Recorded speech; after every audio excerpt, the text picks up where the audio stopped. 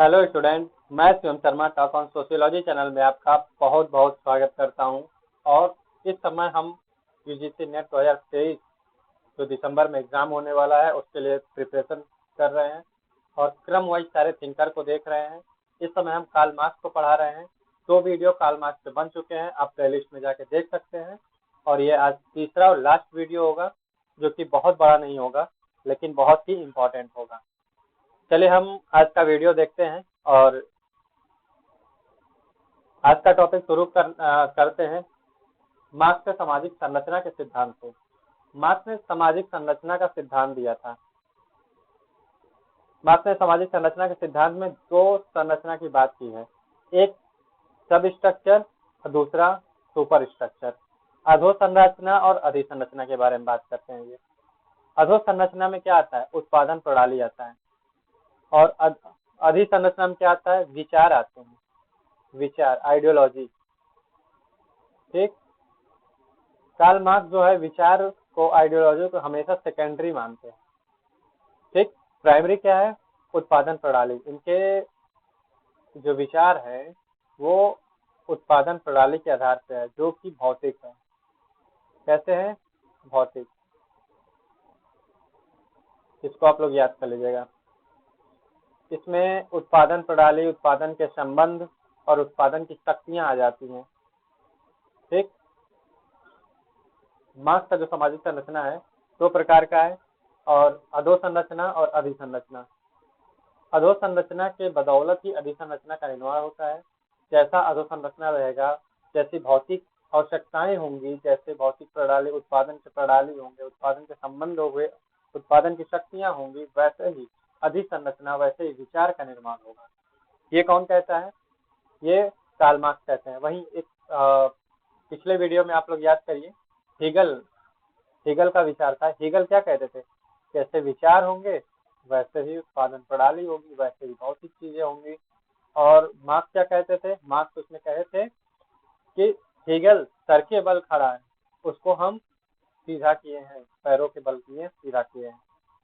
ठीक, यहाँ से चीजें भूलेंगी नहीं आपको। अधोसंरचना और अधिसंरचना की बात कौन करता है? तो कार्ल मार्क्स करते हैं। ये क्वेश्चन डायरेक्ट पूछा हुआ है और आगे भी पूछने की उतनी ही संभावना है।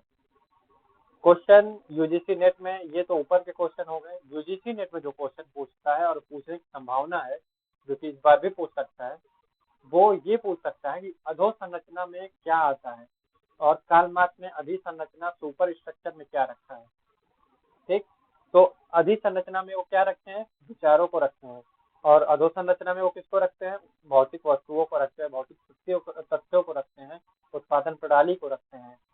अब विचार में धर्म, कानून, संस्कृति, शिक्षा, परिवार, विवाह और संस्थाएं, नियम, कानून, जितने भी हैं, सारी चीजें, जितने भी अमूर्त चीजें हैं, हमारे व्यवहार हो गए, ये सारी चीजें किसमें आ जाएंगी? अधिसंरचना में आ जाएंगी। इसको हम और डिटेल में पहले पढ़ा चुके हैं, इसलिए जो है कि बस थोड़े में लेके चल रहे हैं। चलिए ये फिगर देख लीजिए। बेस क्या है? इकोनॉमी, पूंजी है। ठीक, कार्ल मार्क्स का जो अधिसंरचना है, अधोसंरचना सब स्ट्रक्चर, उसका बेस क्या है? पूंजी है। लेकिन सुपर स्ट्रक्चर क्या है? Government, family, religion, education, culture, ये सारी चीजें क्या है? ये सुपर स्ट्रक्चर है, अधिसंरचना। हिंदी बहुत कंफ्यूजिंग है इसकी, आप इंग्लिश में याद कीजिए, बेटर रहेगा आपके लिए। उसके बाद हम चलते हैं नेक्स्ट थ्योरी पे, इनके अतिरिक्त मूल्य का सिद्धांत। ये भी बहुत ही इंपॉर्टेंट थ्योरी है। इसमें देखिए अंदर से जाके नहीं पूछता है, कुछ अंदर, इसके बहुत ही इजी थ्योरी है ये।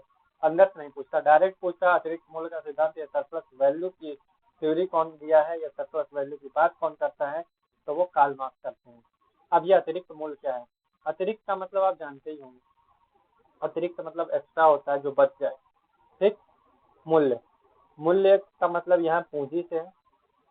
ठीक, मतलब अतिरिक्त पूंजी, जो पूंजी बच जाए वही पूंजी अतिरिक्त मूल्य कहलाता है। अब इसमें बात हुई किस चीज की है? तो बात ये हुई है कि देखिए, एक फैक्ट्री है। चलिए हम लोग यहाँ फैक्ट्री का निर्माण करते हैं। ये मान लीजिए फैक्ट्री है। इस फैक्ट्री में, एक फैक्ट्री है, कारखाना है, इसमें कोई मोबाइल बन रहा है। इस मोबाइल का निर्माण इसकी जो लागत है या मजदूरी देकर 10 रुपए आती है। मजदूरी, जो मजदूर काम कर रहे हैं और जो लागत लगी हुई है वो सारी चीजें लेके अगर देखा जाए तो 10 रुपए लगता है, एक हम मान लेते हैं। और इसको 50 रुपए में बेचा जा रहा है, 50 रुपए में बेचा जा रहा है। अब देखिए यहाँ पे जो 40 रुपए का अंतर आया है, ये जो 40 रुपए का अंतर आया है, ये 40 रुपए किसके पास रहेगा? इसका 40 रुपए का हकदार कौन हो? तो ये 40 रुपया पूंजीपति के पास होगा, जिसका ये फैक्ट्री है, जिसने पैसा लगाया, पूंजी लगाया। ठीक, पैसे से पैसा बनता है, ये तो आप जानते ही होंगे। तो 40 रुपए किसके पास जाएगा? 40 रुपए जाएगा पूंजीपति के पास। बस यही यही बात जो है कार्ल मार्क्स के दिमाग में खटक गया। वो कहते हैं कि भाई तुमने तो कुछ किया ही नहीं, जो किया है मजदूर ने किया है, मेहनत मजदूर ने किया है, तुम ये पैसा क्यों ले जाओगे? कार्ल मार्क्स जो कहते हैं वो कहते हैं यही तो अतिरिक्त मूल्य है। कार्ल मार्क्स का अतिरिक्त मूल्य 40 रुपया है ये। ठीक, 50 रुपया, 10 रुपए की चीज बनी, 50 रुपए में बिकी, सारे खर्चे निकाल के 10 रुपए हो गए, मजदूरी दे दिया गया, और जो कच्चा माल की चीजें थी उसका जो है कि सारी चीजें जोड़ के सब 10 रुपए में हो गया। लेकिन बिका कितने में? वस्तु बिका 50 रुपए में। फायदा कितने का हुआ? पूंजीपति को 40 रुपए का। पूंजीपति ने क्या किया था? केवल फैक्ट्री का निर्माण किया। ठीक, लेकिन असली काम किसका था? मजदूर का था। ये पैसा किसको मिलना चाहिए? मजदूर को मिलना चाहिए, लेकिन किसके खाते में जाता है? ये जाता है फैक्ट्री के खाते में, फैक्ट्री या पूंजीपति के खाते में। ठीक, यही जो 40 रुपए है यही सरप्लस वैल्यू है कार्ल मार्क्स के अनुसार। ठीक, चलिए हम देख लेते हैं। मार्क्स के अनुसार अतिरिक्त मूल्य वहीं पैदा होता है जहां पूंजीवादी वर्ग मजदूरों के श्रम का वह भाग हड़प लेता है जिसे उसे पैदा करने में जिसके लिए उसे किसी प्रकार की मजदूरी देने की आवश्यकता नहीं पड़ती। ठीक, अतिरिक्त मूल्य मजदूर के श्रम से पैदा होता है। मजदूर अपना श्रम बेचता है, श्रम लगाता है, तो ये जो है अतिरिक्त मूल्य 40 रुपए पैदा होता है। ठीक, और उस श्रम के बदले मजदूर को मिलने वाले मूल्य के बीच का अंतर जो होता है वही अतिरिक्त मूल्य होता है। ठीक, मतलब जो कमाई हो गई, जो अतिरिक्त मूल्य हो गया, उससे भी बहुत कम जो लाभ होता है पूंजीपति का, उससे भी बहुत कम मजदूरों का हिस्सा होता है। ठीक, दूसरे शब्दों में कहें, श्रमिक अपने श्रम से वास्तव में जितना मूल्य पैदा करता है, पूंजीपति उसे उसके बदले में उतना मूल्य न देकर उसे कहीं कम मूल्य वेतन के रूप में देते हैं, और जो मूल्य बचता है वही अतिरिक्त मूल्य कहलाता है। इसमें कुछ जानने योग्य नहीं है। ठीक, बहुत आसान चीज है।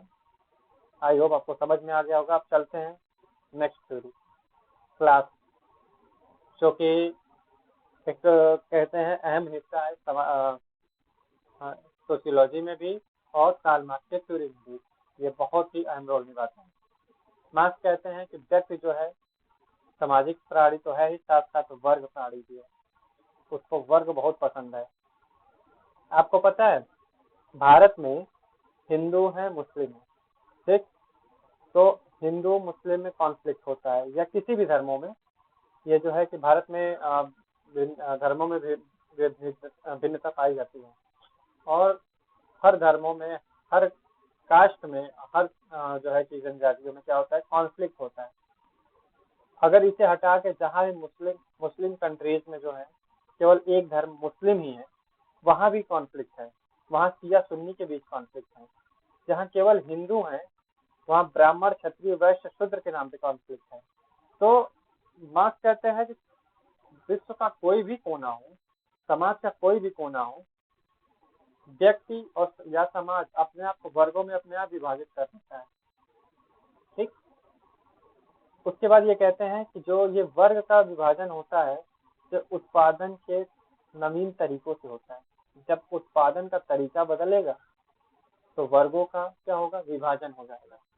ठीक, और कैसा विभाजन होगा? जैसा उत्पादन का तरीका होगा। आई होप ये चीजें समझ में आ गई आपको।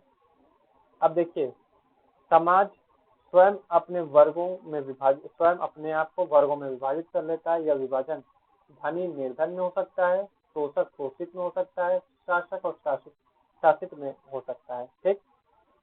और आर्थिक उत्पादन के प्रत्येक स्तर पे दो प्रकार के वर्ग पाए जाते हैं।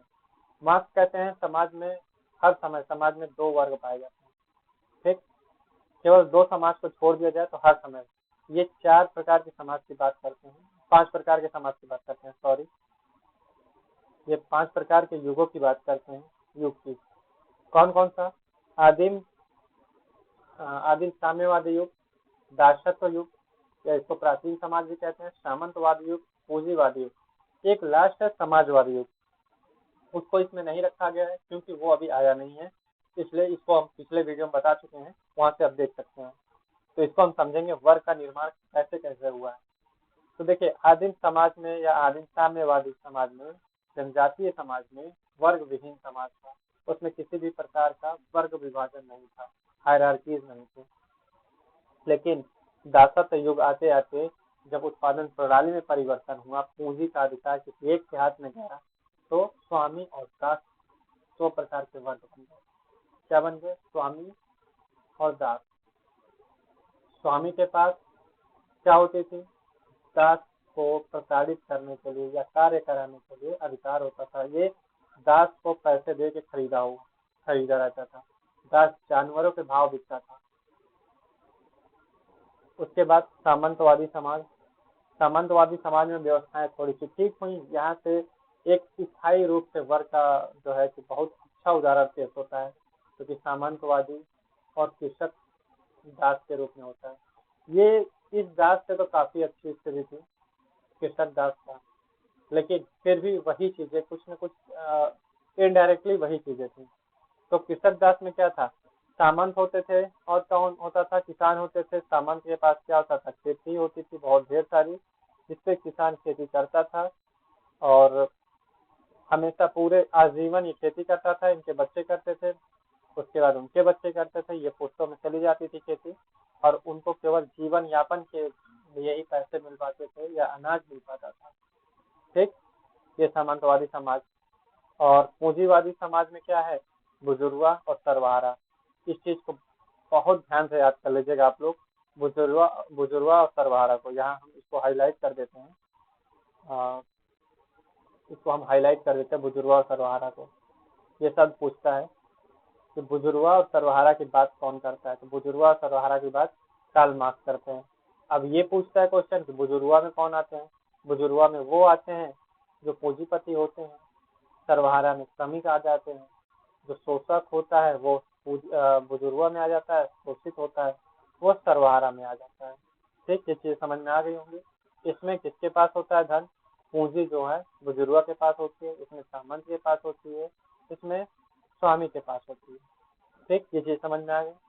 लास्ट में ये कहते हैं कि एक ऐसा समाज आएगा जिसको सामंतवादी समाज या समाजवादी समाज कहा जाएगा, जब पूरी तरह से सारे वर्ग खत्म हो जाएंगे।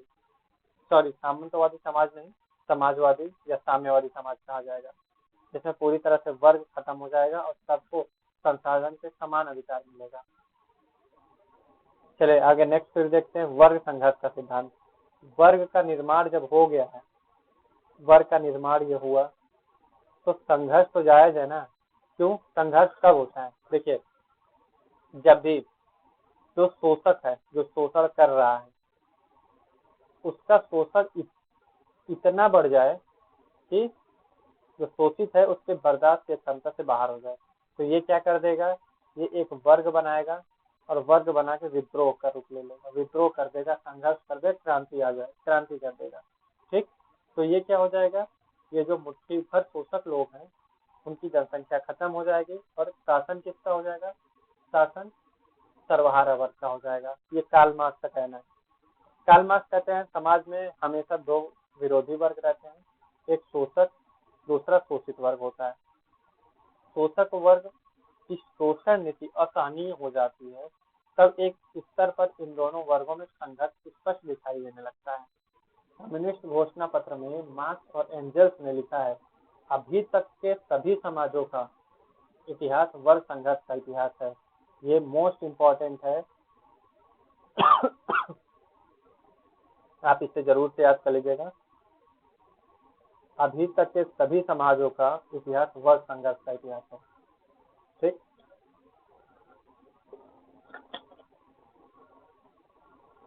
चलिए देखिए, ये पूछता है क्वेश्चन, ये क्वेश्चन पूछता है कि दे देता है कि ये कथन किसने कहा है, अभी तक के सभी समाजों का इतिहास वर्ग संघर्ष का इतिहास है, तो कौन हो जाएंगे, कार्ल मार्क्स है। देखिए, कार्ल मार्क्स कहते हैं कि दो वर्ग होता है, एक होता है स्वयं में वर्ग, स्वयं में वर्ग, एक मिनट पढ़ाते हैं। हाँ, स्वयं में वर्ग, ये जो स्वयं में वर्ग है, जब ये एकत्रित होके अपने हितों के प्रति चेतन होके, जब इनको अपने होश आता है, अपने हितों के प्रति चेतन होते हैं, तो ये स्वयं के लिए वर्ग का निर्माण करते हैं, स्वयं के लिए वर्ग का निर्माण करते हैं। और जब ये स्वयं के लिए वर्ग बन जाता है, स्वयं के लिए वर्ग, तो जब ये स्वयं में वर्ग स्वयं के लिए वर्ग में बदल जाता है तो संघर्ष उत्पन्न हो जाता है। ठीक, चीजें समझ में आ गई आपको। चलिए आगे देखते हैं, अलगाव, एलिनेशन। एलिनेशन की थ्योरी कार्ल मार्क्स ने दिया है, अलगाव। और ये अलगाव किससे देते हैं, अलगाव ये कहते हैं कि जब कभी अतिरिक्त मूल्य, जैसे अपना पूरा जीवन कोई श्रमिक श्रम करते हुए लगा दिया, लेकिन उसे इतना भी न मिल पाया कि उसकी जरूरत की जो मूलभूत आवश्यकता है उसको पूरा हो जाए। तो जब उसको उतना भी नहीं मिल पाता है तो क्या होता है, वो उसमें अलगाव का भाव दिखने लगता है। अब अलगाव के 4 चरण हैं, इसको याद कर लीजिएगा आप लोग। अलगाव का अर्थ होता है स्वयं से अलग हो जाना।